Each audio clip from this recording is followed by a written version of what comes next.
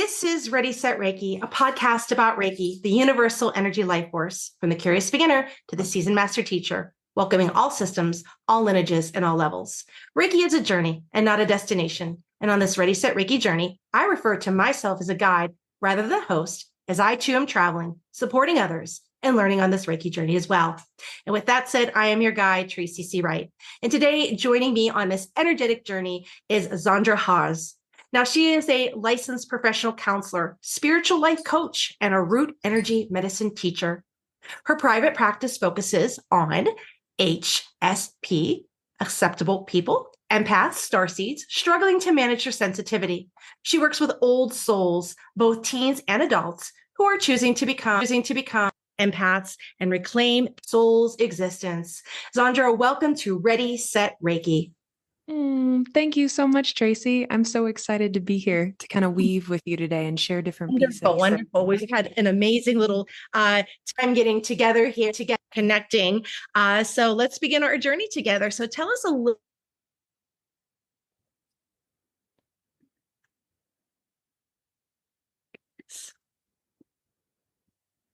Will you say it one more time, Tracy? You said, tell me about, and then it cut off. Tell me a little bit about yourself.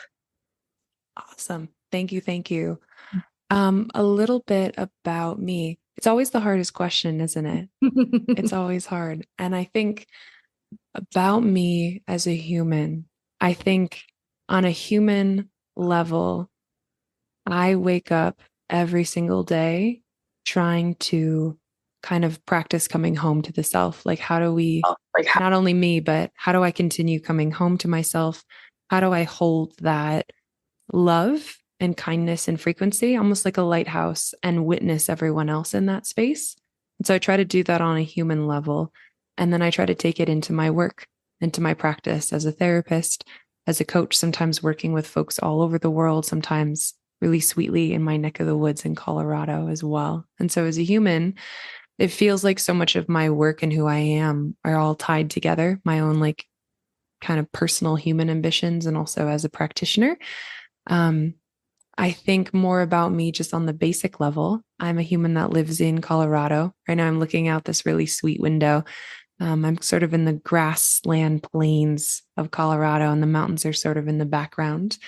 And I'm a very adventurous human. So even 24 hours ago, I was on a retreat in Wyoming, hanging out in hot springs, kind of meditating, doing the deep Wim Hof breathing, ice river work, things like that. So yeah, my home is here. I have a really amazing husband human that supports my growth and my work. And yeah, I'm really, really excited for fall, excited for all the sweet changing that's happening. And I think a lot of us in the world are feeling into all the changes that are happening. And so part of connecting with you and connecting with lots of people is sort of weaving this web together of how do we all hold these little puzzle pieces of help and love and grounding and support as we're, as a collective and in the world, shifting and enduring. And so that's how I'm kind of viewing meeting people, connecting, but myself, I suppose, in this time. Wonderful, wonderful. Sounds magical and beautiful. And it's wonderful that you have a husband that is supporting you on your journey so that you can help be service to others. So fabulous. Wonderful. So let's talk about your spiritual work. So this life coaching and root energy medicine. When did this come into your life? Did this find you or did you find it? I love that question. I'm like, did you go towards it? Did it find you? Was it serendipitous? Was it playful? Sure. I think so. Originally, I had a lot of, in psychology, you could say traumatic experiences, but for me, they're all catalyst experiences, right? Of like feeling like I chose those things really early on. So as a kid, had a lot of deep sensitivity, had a lot of empathy, just didn't have any way to know how to regulate it. I'm a Cancer rising, so there's all of this big energy, deep emotional, kind of oceany world. And so very early on, I really clung to Buddhism. I found it when I was 15 or 16 and didn't really even know what it was, but I was walking through the mall one day and I just stumbled upon this like little stand in the middle of the mall, and there were these red carnelian, big carved Buddha pieces. and I just like a magnet put it on. And it sort of catapulted this journey of kind of moving towards Buddhism and slowly realizing like, oh my gosh, there's a whole Buddhist psychology like branch in the world. There's a way of understanding the mind and emotions in the body. And so as I was sort of pursuing Buddhism more as a personal practice, I started doing a lot of stuff around social work and social justice. And that sort of led me into these other realms. But in the background, I was still trying to understand my sensitivity and empathy, and still trying to understand like, how come I know so many things, but I feel so overwhelmed all the time in that realm? And so I spent a lot of time as I was going to graduate school, also being in so many different programs. One of my dear teachers, she's in her mid 70s and she's retired now, but every time I spend time with her, we talk about all the different chapters of her life, the different energy healing modalities, all the different, oh my gosh, all the different branches that you can go down in terms of healing yourself. And I'll be like, what? You used to do this? And she's like, oh, it's just another grain of rice in the rice jar, honey. She always says that to me. And it feels in some way that the energy medicine work, the root medicine work, and the psychic work, it all feels like little grains of rice that are all together in this like sweet jar. So in some ways, layers of it were building throughout time. And in other ways, I went searching and seeking, whether it was working with teachers in different parts of the world, whether it was like going to Ireland and learning like herbal wild crafting, and then, going to England and walking the ley lines and like channeling with Arcturian beings and like just all these different spaces. And what it's kind of come down to, the work that I do now, is that so many folks that I see are on the spiritual path in different ways, but they're all trying to learn over and over and over again, what's my energy? Like, how do I let things go? How do I hold neutrality? How do I hold love? How do I give things back? How do I connect to this bigger sort of quantum field? How do I keep my vibration high? And what I found is that so many folks, if you can like picture a tree, a lot of folks like to be up in the spiritual branches, up in the higher chakras, because everyone's like, oh, it's so mystical up there, right? There's all these cool abilities up there.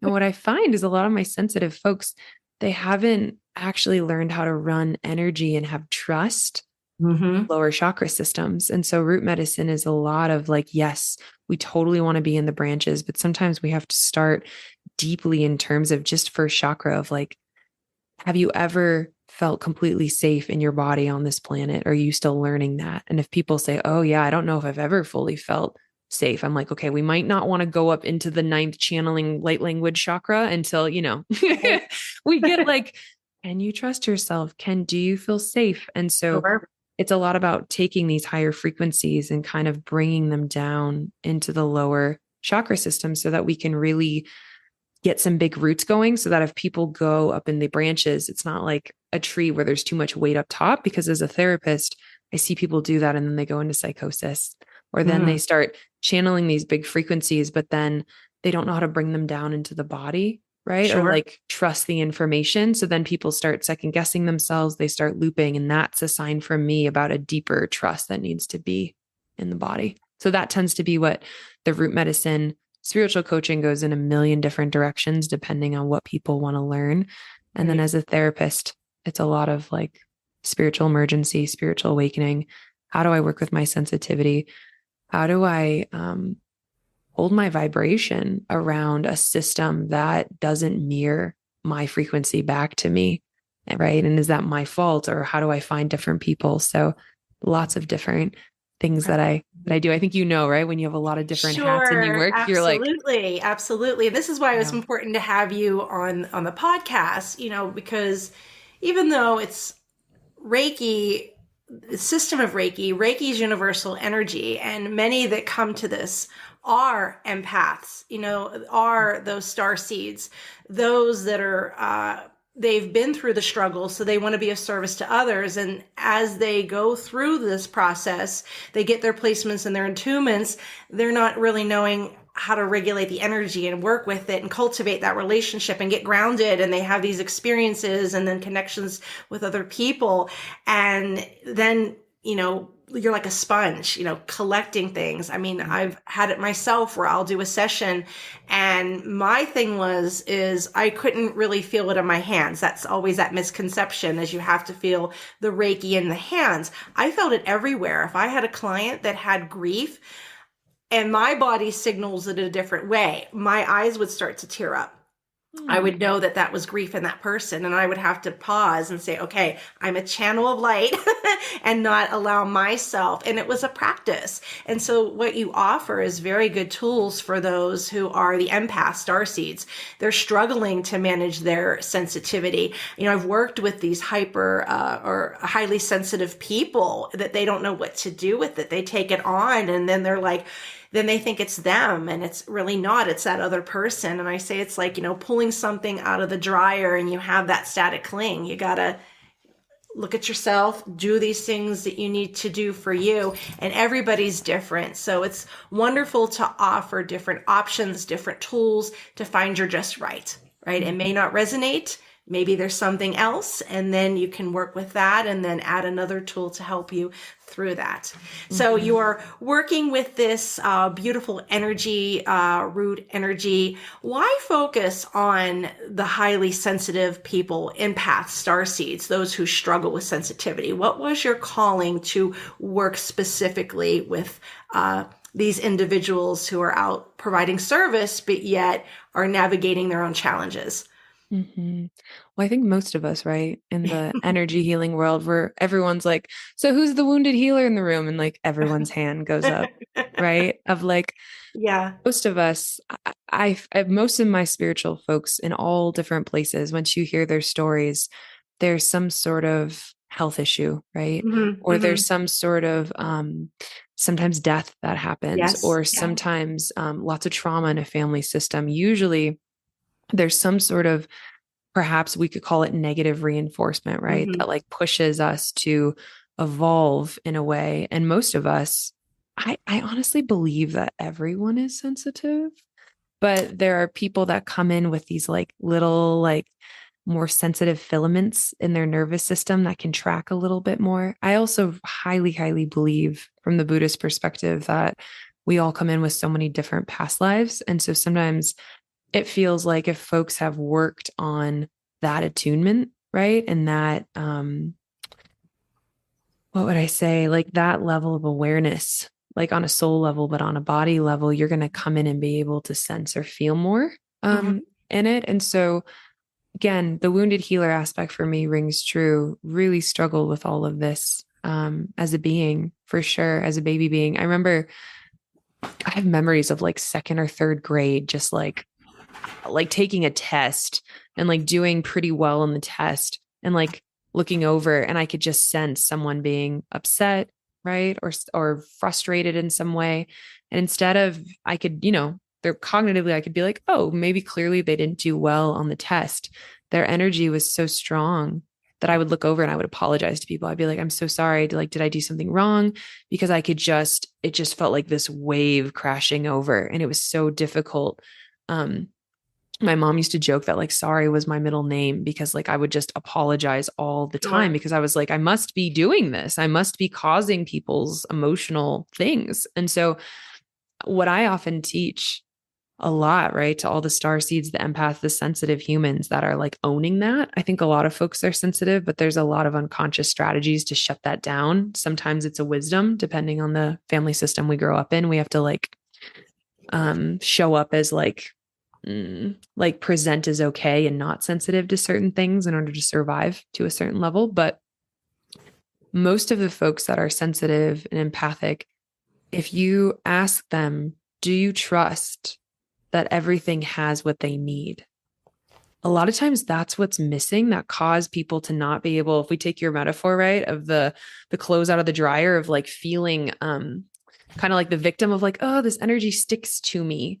A lot of times, like, there's not this view that people have what they need. There's this sense of like, oh, I feel overwhelmed because I can feel their energy and I have to fix it, or I have to take care of it, or I have to whatever. And it doesn't mean that we stop having compassion for people or we don't help people, but we oftentimes don't see people at their highest soul level and we don't witness them in that way, we see them as lacking in some way. And then we all start spiraling. And so a lot of the times my work, of every single person I see, whether it's someone holding a sign at a stoplight, whether I'm on a highway and I see someone changing a tire, I hold the highest resonance I can of like, if I can help, I will. And if I can't in this moment, I trust that you have everything you need. You are wise, you are strong, you are incredible. And if you're not hooked into that, then I ask, like, would you like higher support? I've got a team of people I can send over to you, or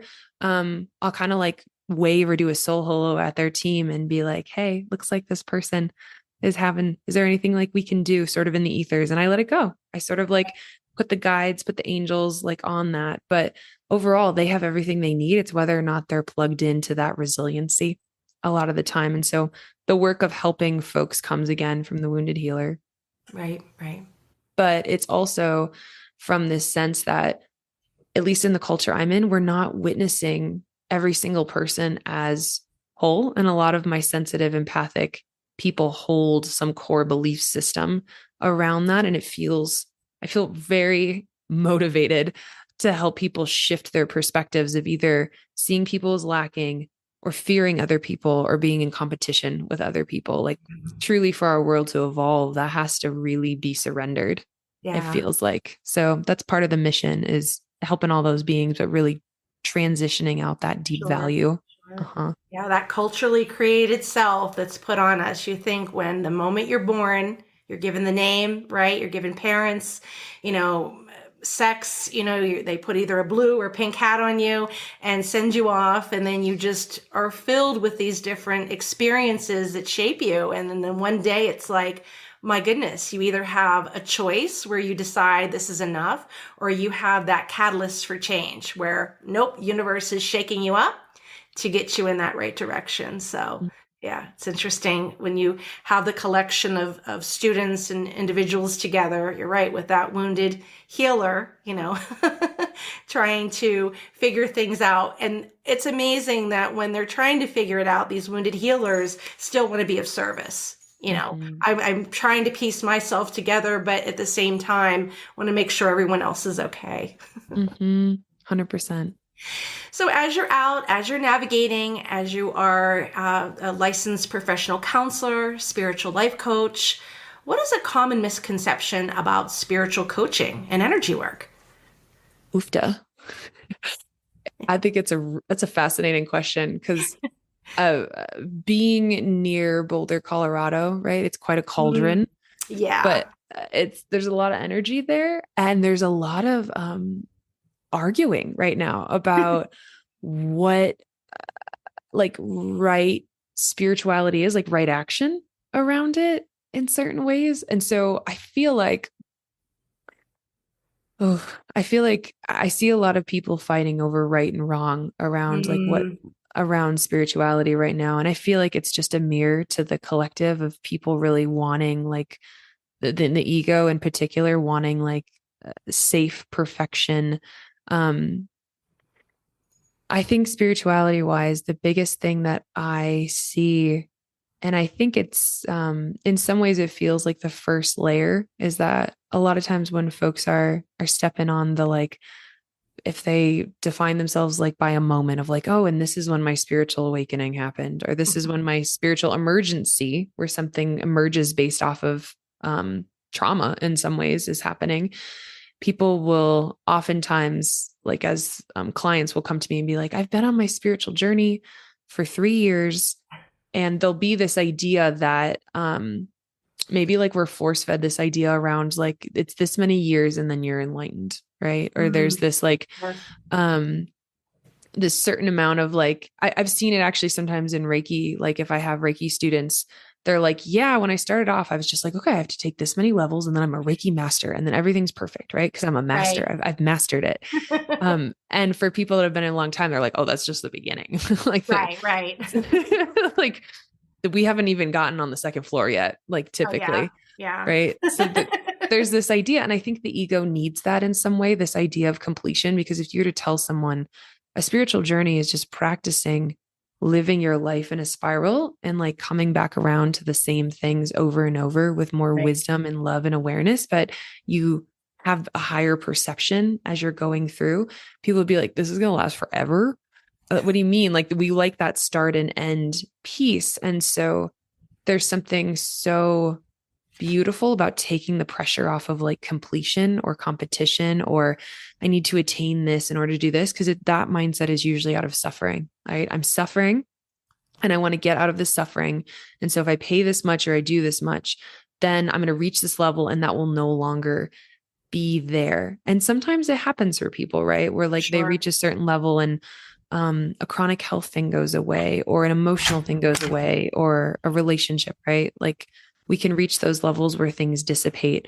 But usually the spiritual journey is off of major discomfort for people. And so there's this sense of like, I'm doing it in some ways motivated off pain. And then it starts shifting to like, oh, it feels like love to remain in this. It feels like inspiration. It feels like joy. And so I feel like there's a lot of false summits in spirituality, right? This idea of like, okay, when I get here, there will no longer be this, but that's our like internalized capitalism mindset typically. Right. So I just see that a lot. And so when I see people coming in and they have that energy, I don't push against it because I had it too. I was like, oh my gosh, if I get a Moldavite pendant and I like walk around with it, it's just going to clear everything out. I was like, so inspired by the Janis Joplins of the world, like as a middle schooler of like, okay, if I can just be super spiritual, the whole spiritual materialism, we all have to go like through layers of it. But that's the biggest one I see, right? Is that it's some sort of race or some sort of like, okay, I just have to summit this and then it'll be okay. But that would work if everything in our world stayed the same, if nothing changed, right? Yeah. Yeah. Yeah. That's why it's a journey and not a destination. There's no there. And when you think you're there, you get knocked back a few steps. So. Totally. Totally. So you help individuals, old souls, adults and teens who are choosing to become empowered empaths to reclaim their soul's essence. So what has been the biggest challenge or struggle you faced in your healing journey? Biggest struggle in my healing journey, I would say, man, I mean, there's two different things that are rolling around in my brain. And one of them has to do with my work with more of like Buddhist practices, which to me in some ways is like an addiction to thinking. It feels like our culture, especially as a therapist, right? I see so many, the badge of I have anxiety is so strong right now. And if we were to like kind of like synthesize anxiety down to like a couple words, I feel like it would just be what if over and over and over again. What if? And it usually just means whenever we're what ifing, we're not in present time. And so we're not in that magic of the here and the now. And so my work a lot has been the safety of like overthinking or intellectualizing to a certain point. Yeah. So that's been a big thing. And I see a lot of folks that are sensitive, the intellect and the way of getting out of the body, I call it kind of popping out to like understand something, is really strong. And so again, this is the wounded healer piece of like helping people come in, helping people come down, helping like run energy so that the body becomes this like amazing vessel. So addiction to thinking has been a tricky thing for me. I remember like being 11 years old, being like, I could be a philosopher because I could just lay in my bed for 8 hours and just think and go down rabbit holes and all that stuff. And it's sweet and it's fun in some ways. But then I started studying Buddhism and I'm like, oh, it can just be silent. Like, what does that mean when you stop trying to fill everything and what's actually there that you're not aware of? And so part of a lot of the psychic work, I was really afraid of it. And it came through really strongly. in meditation and really freaked me out. And luckily I had a lot of good teachers be like, whoa, okay, this is what's happening. Like, we need to get you extra training here. But when I finally just stopped living in the past or living in the future, and I lived in the present, finally my guides are like, oh, great, you're available to download this. Like the Yeah. hard drive was too overloaded with your, like, looking both different directions instead of just right here. So that's probably been one big thing. And the other thing that was rolling around is that being, I use so much energy, sensitivity wise. It feels like I have all these little filaments out all the time, whether I'm in the grocery store, and I like it now, but um, I didn't know how to not lose energy or lose spoons when I was doing that. And so I'm actually right at the tail end of healing some really beautifully eye-opening health issues around hormone balances and thyroid, just because of the amount of energy I've put into exerting. I used to have so many different channels of ways of helping people. And over the last 2 years, I've just synthesized down into like, we're just going to have one website and not two websites. Instead of 5 emails, we're just going to have 2. We're like, those are all in process, basically. And so, in my work, again, I get a lot of folks, maybe you have this too, that are mirroring the same things that you're working on, whatever you're healing. You're like, oh, that's interesting. We're getting all the women that are like working on this or like working on that. And you're like, I'm deep in that, or I know that so well. And so that's been some of the biggest challenges have been around actual physical health healing stuff, which I see again, a lot of sensitive people learning how to work with energy on the physical plane. Mhm. Um, and on the mental plane, those have probably been the 2 biggest challenges in terms of like maintaining energy on a business level and also just on a human relational level as well. Right. Yeah. I mean, we're just in this world where we're constantly thinking and, we're exposed to technology, and most people, as they get up in the morning, the first thing they check is their phone, right? It's nonstop information. So bringing in, different practices, I do like yoga nidra, and I teach yoga nidra, and I do yin yoga and teach different styles of yoga. But yin yoga helps you be okay in the stillness, to hold that asana for 3 to 5 minutes, right? And I did an activity with everyone. We just tried it for a minute, just like leave your mind blank for a moment. When people are bothering you, you're able to say, not right now. You can hold off on that text or phone call. Do the same thing with your thoughts. Just practice that. And it's a practice. It's not a test or anything. It's like, I'm not going to give you a quiz. We're just going to experiment with this, see what it feels like to just have a blank mind for a moment. And we feel guilty. We feel like we're lazy or something if we're not constantly doing something. I love that. Not right now. Not To right your now, thought. not right now. That's what I tell them. Not right now. You say that like a little kid, no, you got to wait a minute, take your turn, wait a minute. And you can say that with your thoughts. I'm going to just be here. And I told them, it's taken me years, but I can, sit here and be like, I'm imagining nothing. I'm imagining myself sitting on a chair with white walls around me, and I'm just being. Nothing about the future, nothing about the past. I'm just in that moment. So I like to give people techniques, as you do as well, to keep their awareness in the now, so. Oh, I love that you're sharing your medicine in that way. And I love people's metaphors. I'm like, give me a good metaphor. I'm like, I love this one, love this one. Yeah, and that's what's great Right. to build your little energetic toolbox, because something, I've had students, as you probably have as well, and clients and patients, that I don't like this, then don't do it. Find what works for you. I call it find your Goldilocks. Find what works for you. That one may not work. Reiki may not work, but it may be something that can maybe heal one aspect of you to move on to the next thing that you're supposed to do. It's all a part of your beautiful puzzle that is you. I love that. So when it is time for you to get an energetic tune-up, what are some qualities that you look for in a either spiritual coach or a energy worker?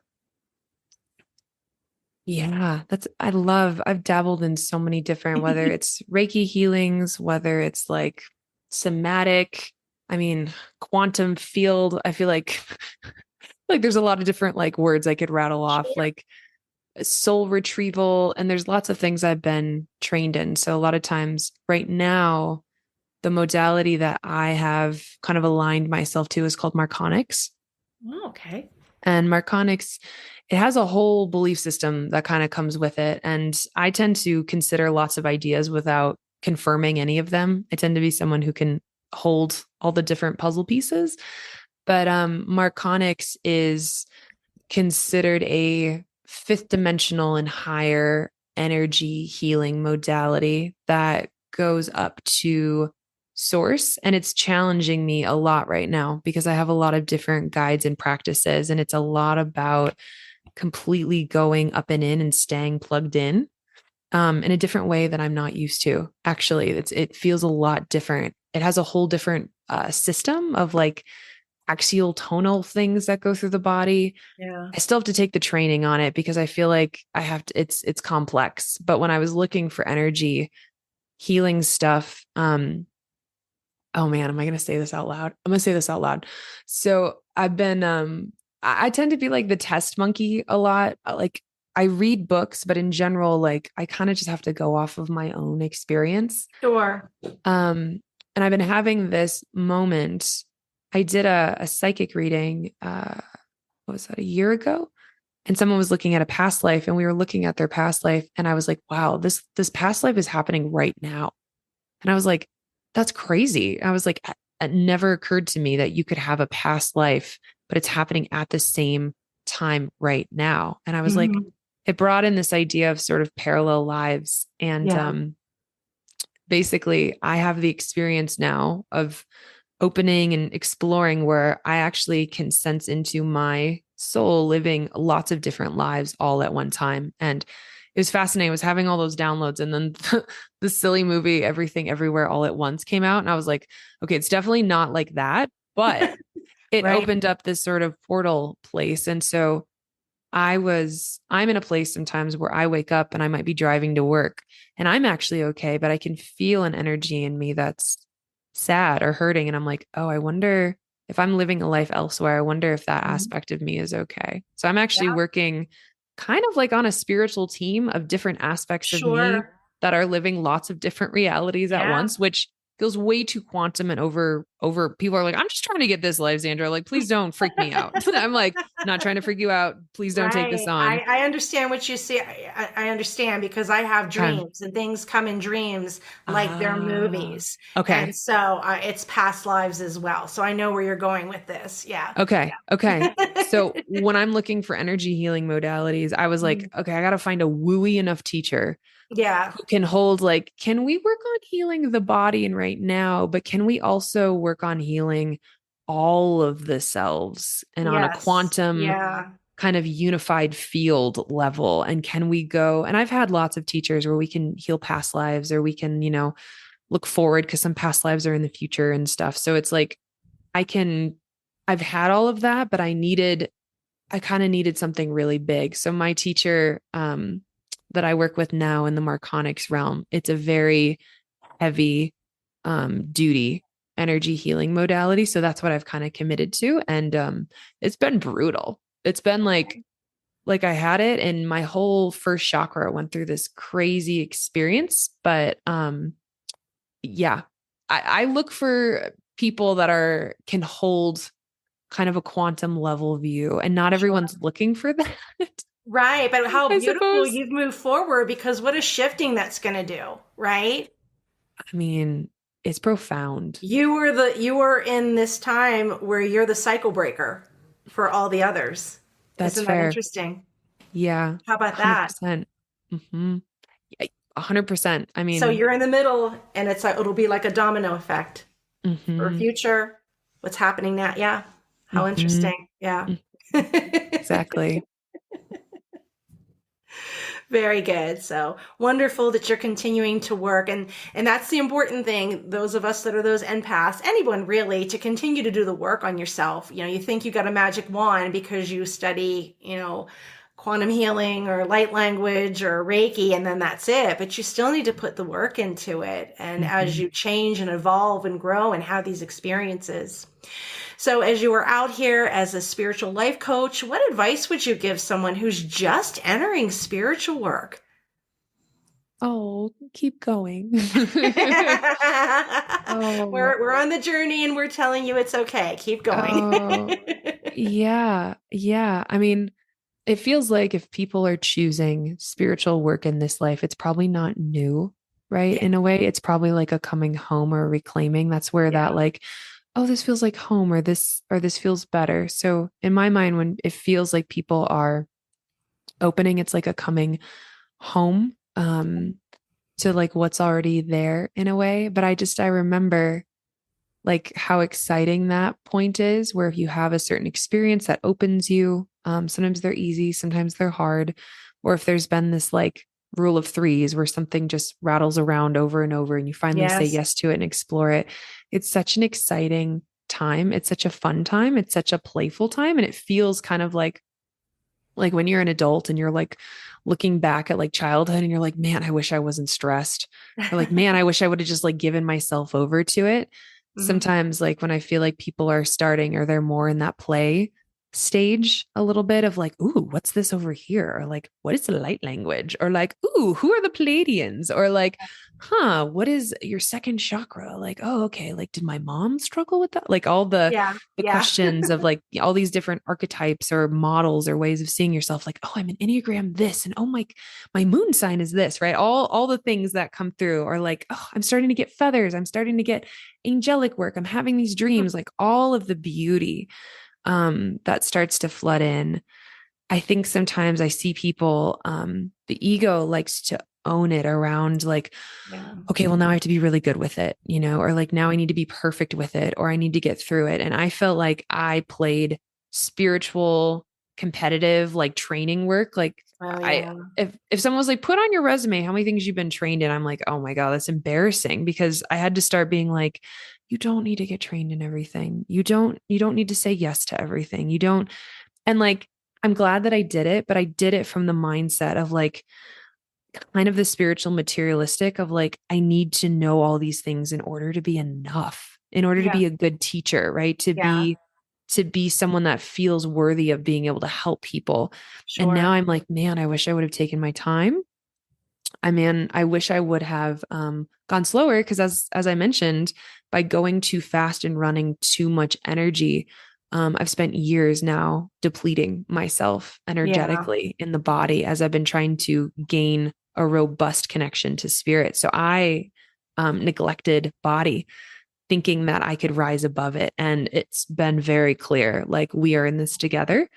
So I tell people like keep going, have fun, oh yeah, be gentle, go where you're inspired, make it sweet.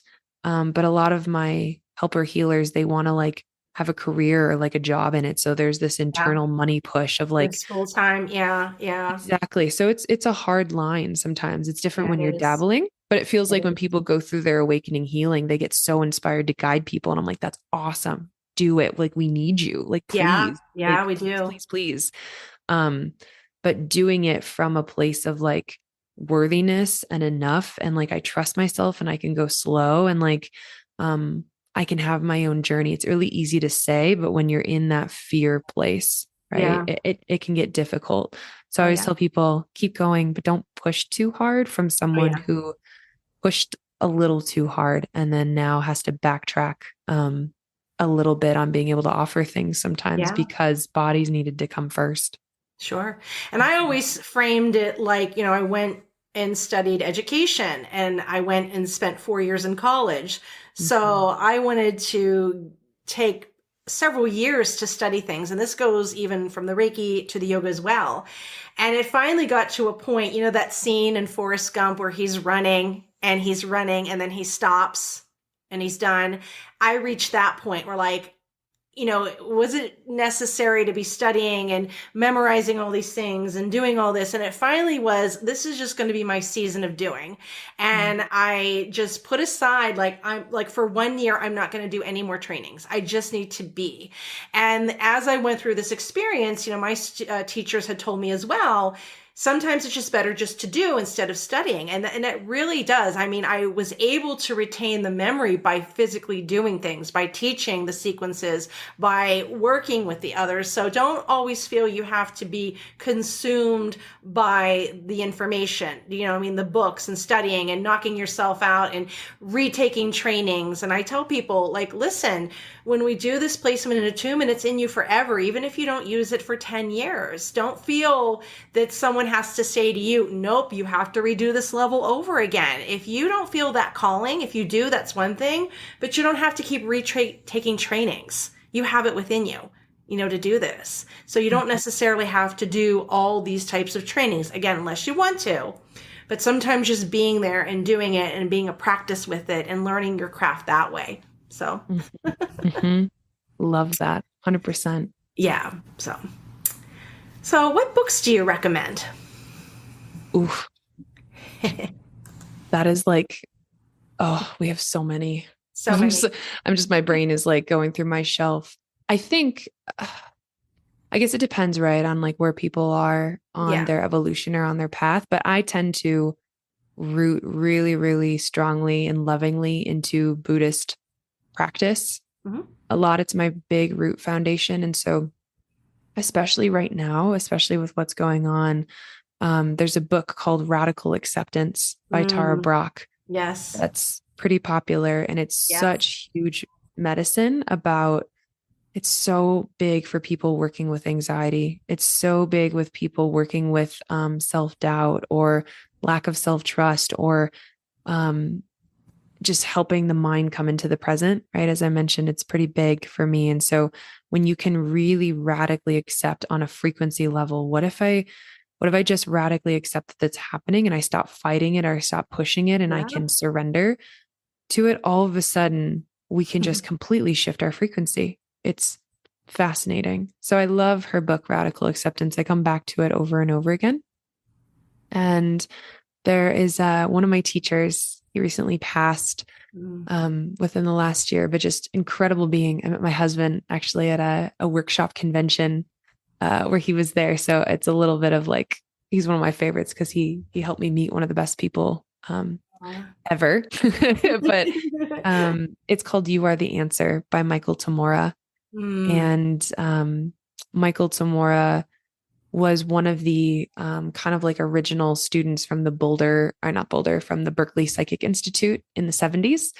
And so the Berkeley Psychic Institute was one of the original psychic schools that teaches a lot of the similar things around using different chakra clearing techniques, but a lot of different overlaps to Reiki with roses and things like that. Beautiful. So Michael Tamura and lots of different teachers took those classes, and then they went out into different states in the US. And so now a lot of your psychic schools, they use all the same tools that originally came from the Berkeley Psychic Institute, but everyone has branched out and made their own kind of different way of using the tools or seeing the tools or intertwining new modalities with it. And so Michael Tamura is one of those people that lived in Mount Shasta for many years and had a psychic school there, and then was in California, but he's just incredible being. Like, I can still hear his laughter, like in my mind. It's just hysterical. So yeah, Tara Brach's Radical Acceptance and Michael Tamura's You Are the Answer are probably staples forever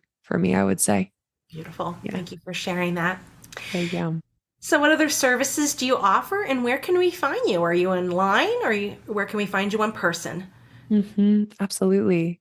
So I do what's called soul essence psychotherapy. So it's Buddhist-based psychotherapy, and I do that in person in Boulder, Colorado. I do online as well, but most people love my office is like a mix of like an arboretum and like a crystal hut than it is an office.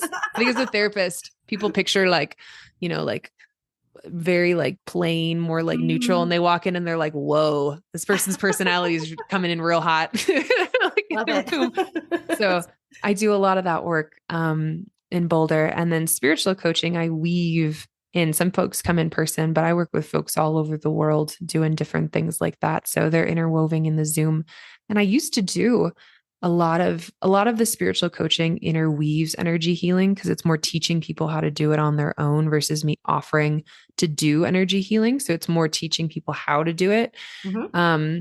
So that's sort of interwoven into the spiritual sort of work. And I still do psychic medium work because of some of the health stuff. I've had to really tone it back because it's a ton of energy when Yeah. people are coming in with fear, being like, where do I move and where do I do this? And so it's a lot of bandwidth to sort of Mm-hmm. hold and reach into the quantum ethers and get that information. And so I still do that work and a lot of it's online, but I took it off my website. So only people that have had one before will be like, where is this on your website? And I'm like, we've worked together. Like, it's okay. Okay. But yeah, I do have an office in person in Boulder and I see a lot of clients, the therapist stuff where, any therapist license is, what would you call it? I was going to say chained. It's a little dramatic.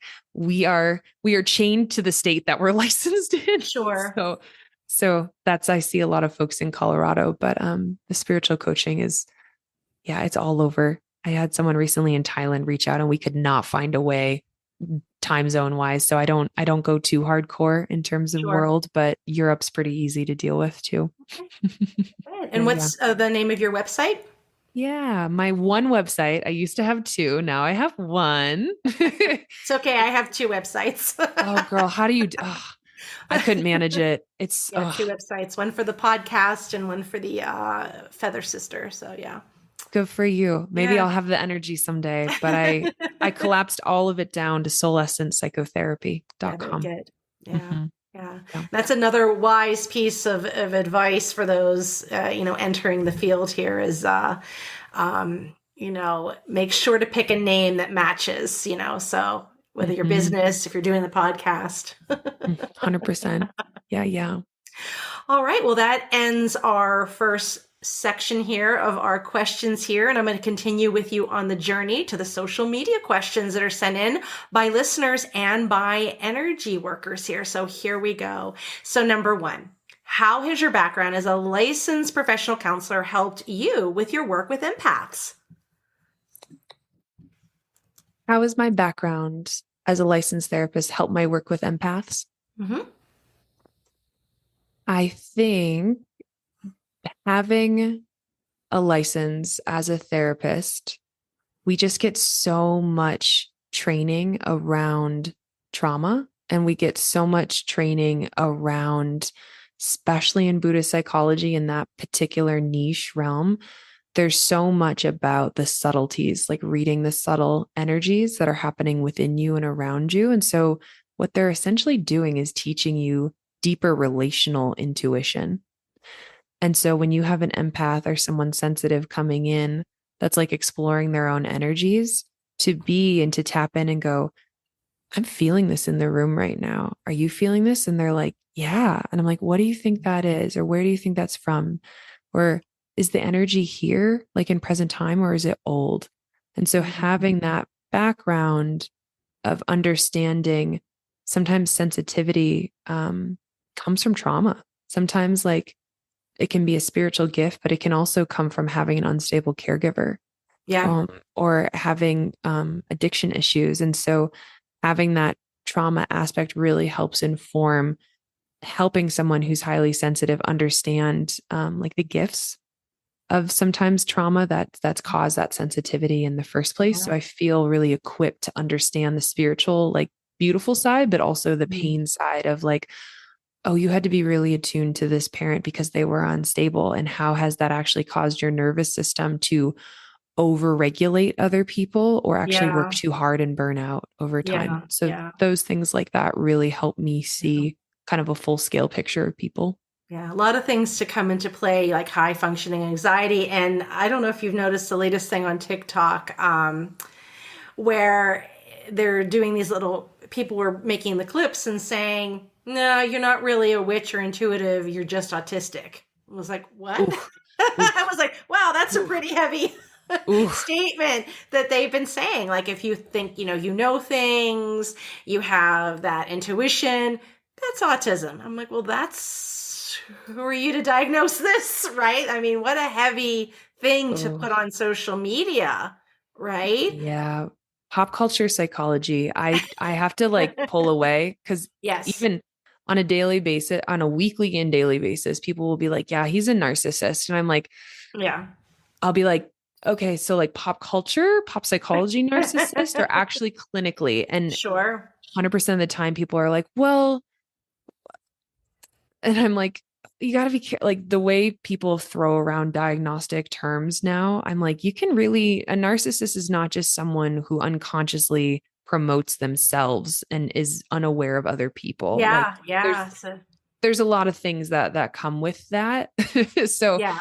yeah, I hear you. That's kind of like, Yeah. So, I ugh. mean, as my background as a teacher, it's like, oh my goodness. I mean, we can raise a flag a little bit, but we can't diagnose. I don't have those letters after my name to be able to diagnose. But as a teacher, you can see a little bit of, okay, well, maybe you need to go to the next step here, with it. Mhm. But yeah, and that's the Mhm. big thing that seems to be on TikTok with, you're not a witch, you're probably autistic. I'm like, okay, Oh well, man, thanks for keeping me looped in every yeah, there week. we go. People will loop me in on different trends and I'm like, oh Yeah, it's wow, interesting. okay. All right, so number two, you mentioned this a little bit in the beginning, but we'll circle back around to it. Can you share a little bit about your root energy medicine? Yeah. Root energy medicine, if I can like simplify it in form, it just has to do with how do I help bring down this higher level awareness and energies through the body and actually like learn how to trust deeply the body so that I can build on it. How can I root into my deep soul essence medicine? How do I stay plugged in? How do I pull energy up from the earth? How do I pull it down from my higher self? How do I learn how to clear up my chakra systems? How do I learn how to connect with certain guides? How do I learn how to release energy? These are all basic self hygiene, self care tools that all of us should be taught as baby beings. I joke with my husband because we're planning on bringing a couple beings in the world. And I feel like my work is going to shift to starseed parenting and like, Yeah. how do we teach these tools at 1 year old, at 2 year old, so that they can just not have to go backwards into the work of clearing out some of the stuff? We can actually clear it out in present time. So I have a sense that my work might look like that um, in the future, but a lot of the root medicine is just self care tools and that are so powerful. But my question always is like, how can we make this easier? Like, how can we let this go? And it's like, it's learning about the frequency of like permission energy.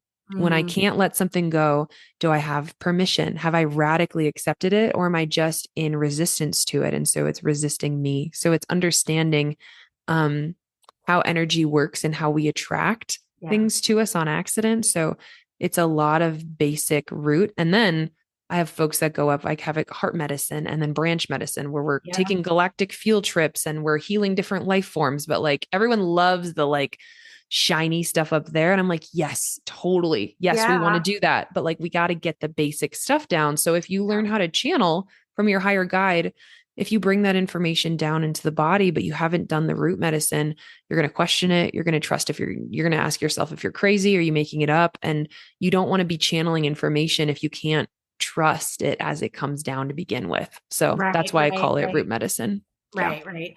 And many are just so eager to bridge that connection between earth and sky, right? Mm-hmm. We're looking upward, let's get here, that they're Mm-hmm. not getting grounded properly. And 100%. yeah, we're 100%. so eager to shoot off into space, but we're not cleaning up here on earth, right? Yep. Yep. Exactly. Number three. So, as an empath, do you have any technique or a meditation that you recommend to help someone who needs to be empowered? Ooh, who needs to be empowered? Most of the time, when empaths, in my experience, are disempowered, it usually has to do when we're in trust, we're in our Mhm. own power. So if someone's not trusting themselves, a lot of times, a simple energetic just shift that people can do is that whenever people are scared or doubting themselves, you just ask yourself, am I trusting myself right now? Am I connected to my higher trust? And when you're in doubt, most of the time it's no. So the first, right, is that conscious awareness of like, what am I plugged into? Mhm. am I not plugged into trust? So first thing, again, if you're not empowered, you're usually not plugged in, which means you've usually got doubt, mistrust, fear, some of those frequencies running through. And so the question first becomes, am I plugged into trust? And then the second thing is, how do I cultivate trust in myself? And a lot of people will go into dual thinking, especially if they're in a fight or Yeah. flight. They'll be like, I don't trust myself. And you're like, trust yourself to drive the car. Otherwise you wouldn't get in it. Pretty sure you trust yourself to like pour yourself a glass of water. Like there's a like levels of trust. So usually Yes. people will go into duality of like, yeah, I don't trust myself at all right now. And I'm like, well, you're trusting gravity. You're standing right now. Like you're trusting something. Yeah. So we have to start with like, okay, what can I trust in myself? Like, how can I bring kindness or ease to myself? Those are all frequencies of the soul because the soul doesn't question our worthiness. It knows we've been enough all along. And so, usually, again, first is like asking, am I plugged into trust? And if I'm not, can I get clear on all the ways that I'm actually trusting myself in this moment? And what can I give or bring to myself in order to create more ease? Because trust needs ease, it needs openness, it needs to be like an open hand. So I always tell people, how can we work with the frequency of ease, whether that's doing yoga practices, right? To like bring in letting go of resistance or ease, whether that's dancing, whether that's it's shifting your vibration somehow and creating that energetic blueprint for your own self-care, then you can actually implement those things if you realize you're not plugged in. But that's typically like the 3-level breakdown of like, am I plugged in? Okay, I'm not plugged in. How am I actually still trusting myself in this moment? And what, based off of my blueprint, can I bring in to bring in more ease to trust so that I can feel empowered in my own empathy and resiliency? Right. And I like how you pointed it out. It's the energy, right, of trust, the energy of permission. So many Reiki practitioners out there, hyper focused on, this Azui energy, Reiki energy, holy fire energy, kid, energy, all this type of energy. But we have this as well, this trust, right? Permission. And even when you feel that moment of doubt, how can you change it? How can you shift that energy? And I often tell many of my clients and students, if you get overwhelmed, turn one of your favorite songs on and just walk around your house, do your chores, and just that, energy from that music, the frequency changes it. I mean, it makes you think of something happy or another time in your life where you felt free or energetic. It's this universal language for music, and it really helps shift and change it as well. And, I'm someone who's highly sensitive, empath, and, I've had people in my journey of life, they'll say little things to me and then I would start doubting myself. But it was so clear, when I'm getting ready to open my space that I had, people's thoughts tend to go to the negative first, right? And well, this and this, are you sure you want to do this? And there was something that shifted in me. Normally I would have like, let me ponder about that negativity, having people that have problems for every solution, right? So I was so confident in myself. Nope, I'm going to do this. I got this. Like there wasn't even a question. Are you sure? Yeah, I'm sure. Why be positive for me? I got this. I feel this like to the core. So it can be done. And that's through practice. And this is me, doing yoga and the Reiki and yoga nidra and all those modalities to get to that point of, I know who I am. I know what my purpose is. And I got this. And I'm going to give it a try. How long do you wait to do that thing, right? And the time is now. Everything aligns. Synchronicities are happening, moving forward. And I still have those that will say these negative things. I'm like, I got this. I got this. So yeah, it will come with practice and time. Thank you for sharing that. Yeah, I love it. yeah. I mean, everyone around me was like, are you sure? Like, you're really busy. You've got all these contracts. And I'm like, I was so confident. It's so unusual because 3 years ago, I would have been like, yeah, I would have gotten sucked in and let this all be absorbed in me like a sponge. And then I would have sat there and doubted myself. But there was never a question of like, I got to get out of this. I put the money down. It happened so fast. I walked into the space. I'm like, yeah, I'm supposed to be here. This is where I need to be, whether it's something to benefit me or I'm supposed to help others in the journey. And you know what? In a year, if it goes a different way, then I've at least tried, right? I've done it. I put myself out there. But yeah, so try not to listen to the cluttering of the mind of other people and their opinions. If you feel that calling, have faith in yourself. Things will work out. So that's my message. Woohoo! So that was our third question. As we've been talking, is there anything else that you might have forgotten to add, something you'd like to share? You can take this time now. The floor is yours.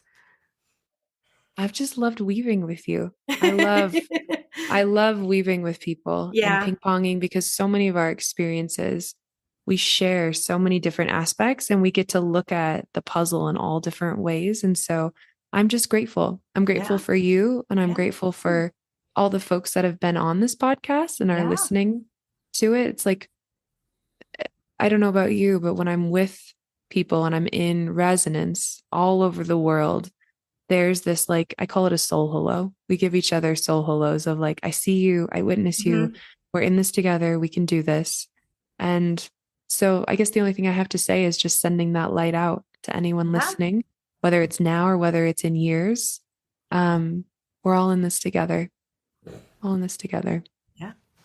Part of the collective. So that's what's amazing about this work, and going out and sharing it. And maybe that sparks someone's curiosity, that sparks someone's to say, you know, I'm ready to take this journey. I'm ready to explore this. And if it doesn't work, then I'll go on to the next thing and give that a try. So yeah, all a part of that beautiful puzzle, a beautiful journey. Well, thank you so much for joining me on this Ready, Set, Reiki journey. It has been absolutely wonderful. I'm glad we were able to get together and meet. You've been on these amazing and wonderful retreats. So thank you so much for taking the time out of your very busy day. Thank you, Tracy. Thank you. Thank you. All right, my wonderful listeners, if you would like your question featured on Ready, Set, Reiki, reach out at www.readysetreiki.com. Also, if you're interested in Reiki trainings and yoga, reach out to Feather Sister Wellness, www.feathersister.com.